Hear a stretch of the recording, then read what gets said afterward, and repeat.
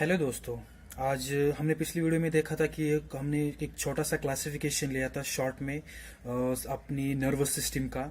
उसमें हम देखा था कि उसके वेरियस पार्ट और उसके वेरियस लोकेशन के बारे में हमने थोड़ी बार जानकारी ली थी।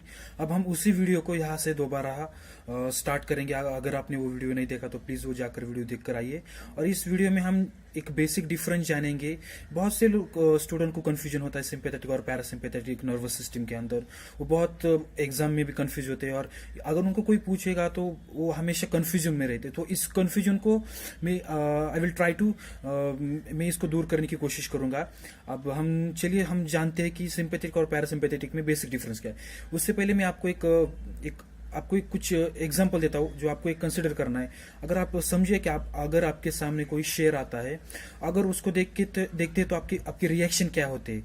उसी उदाहरण को हम यहाँ पर अप्लाई करेंगे और देखेंगे कि जब हम किसी एक ऐसी अनवांटेड थिंग को या फिर जो हमें कुछ हानि कर पहुंचाते हैं वैसे चीज को देखते हैं तो हमें कैसा लगता है और वो उसकी वजह से हमारे बॉडी के अंदर क्या क्या चेंजेस आते हैं वो हम देखेंगे।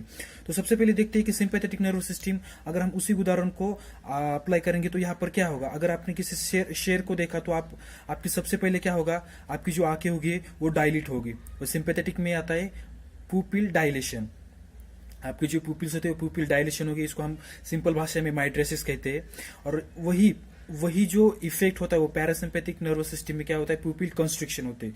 इसको और सिंपल भाषा में हम मायोसिस कहते हैं। फिर जो सेकंड इम्पैक्ट पड़ता है वो हमारे हार्ट के ऊपर। ऑटोमेटिकली हमारी जो हार्ट रेट होती है वो हार्ट रेट बढ़ती है। इसका मतलब हार्ट जो है स्टिमुलेट होता है हमारे सिंपैथेटिक नर्वस सिस्टम के अंदर। और पैरासिम्पैथिक सिस्टम के अंदर क्या होता है, हार्ट रेट होती है वो डिक्रीज होती है। और अगर वही हम आगे चले तो ब्लड वेसल जो होती है सिंपैथेटिक नर्वस सिस्टम उस सिचुएशन में हमें कैसा इम्पैक्ट और कैसा असर दिखाती है हमारे बॉडी के ऊपर। ब्लड वेसल होती है वो कंस्ट्रिक्शन होती है और ब्लड वेसल जो डायलेट होती है वो पैरासिम्पैथेटिक में। फिर आगे का एग्जांपल लेंगे हम, जो ब्लड प्रेशर होता है सिंपैथेटिक नर्वस सिस्टम के अंदर। अगर हम उस सिचुएशन में खुद को पाते तो उधर ब्लड प्रेशर ऑब्वियसली इंक्रीज होगा, क्योंकि हमारे ब्लड जो वेसल्स होती है वो कंस्ट्रिक्ट होती है और जो कंस्ट्रिक्ट वेसल होती है उसकी वजह से जो ब्लड प्रेशर हो ऑटोमेटिकली इंक्रीज होगा। और यहाँ पर पैरासिम्पैथेटिक नर्वस सिस्टम में because of dilation of blood vessels here decreasing the blood pressures. So now अगला एग्जांपल हम लेते हैं। अगला जो पॉइंट है वो कंसिडर करते हैं ब्रोंकिल्स जो होती है ब्रोंकियल डायलेशन। जो सिंपैथेटिक सिस्टम में ब्रोंकिल्स जो होते हो डायलेट होते हो और पैरासिम्पैथेटिक में ब्रोंकिल्स जो होते हो कंस्ट्रिक्ट होते हैं। फिर अगला आता है जीआईटी की बारी। जीआईटी की जो मूवमेंट होती है वो रिड्यूस होती है और यहाँ पर जीआईटी की मूवमेंट होती है वो इंक्रीज होती है। फिर आता है ब्लैडर जो है यहाँ पर होता है वो रिलैक्सेशन इफेक्ट दिखाता है कहाँ पर, सिंपैथेटिक में। और ब्लैडर कंस्ट्रिक्शन इफेक्ट दिखाता है पैरासिम्पैथेटिक सिस्टम में। फिर उसके बाद आता है हम सिंपैथेटिक नर्वस सिस्टम के अगर आता है तो एक मेनली जो इसका हम उसको समराइज करेंगे तो ये फ्लाइट और फ्राइट एक्शन दिखाता है। और जो होता है पैरासिम्पैथिक सिस्टम वो रेस्ट और डाइजेस्ट एक्शन दिखाता है। फिर अगर हम इस पूरे सिंपैथेटिक सिस्टम के जो इफेक्ट होते हैं उसको समराइज करेंगे, इसकी जो पूरी की पूरी इफेक्ट है वो इसको हम समराइज कर कंक्लूड करेंगे तो हम क्या पाते हैं कि इसके अंदर हम ऑल एक्शन होते हैं वो इंक्रीज होते हैं।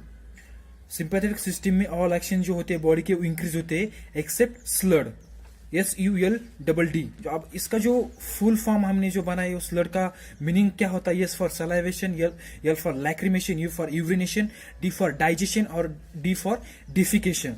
ये जो पार्ट होता है ये जो सिंपैथेटिक एक्शन होती है जिसके ऑल एक्शन इंक्रीज होते हैं एक्सेप्ट दिस। ये बाकी के जो एक्शन होते हैं वो ये पूरे के पूरे एक्शन होते हैं वो डिक्रीज होते हैं या फिर नेगेटिव हमें वे में हम कह सकते हैं वो दिखाते हैं। और एक और चीज जो होती है हमें बहुत कंफ्यूज करती है। अगर एक्शन इंक्रीज होता है तो हम उसको सिंपली माइमेटिक कहते हैं और उसका ही अगला नाम होता है अगोनिस्ट। हम सिंपैथोमाइमेटिक, अगर सिंपैथेटिक जो एक्शन इंक्रीज होता है तो उसको हम सिंपैथोमाइमेटिक और सिंपैथोटिक अगोनिस्ट दिखाते। अगर वहीं पर सिंपैथेटिक एक्शन जो होती है किसी भी नर्व से ऊपर हमने देखा सिंपैथेटिक और पैरासिम्पैथेटिक, उसके अंदर हम जो देखेंगे कि एक्शन अगर डिक्रीज होता है तो उसको लाइटिक बोलते हैं फिर या फिर उसको एंटागोनिस्ट होते हैं। तो दोस्तों ये था simple difference between parasympathetic and sympathetic nervous system. अगले जो पॉइंट्स होते हैं वो अगले जो पॉइंट्स इसके अंदर आते हैं मैं वो आपको अगली वीडियो में एक्सप्लेन करूंगा। Thanks for watching.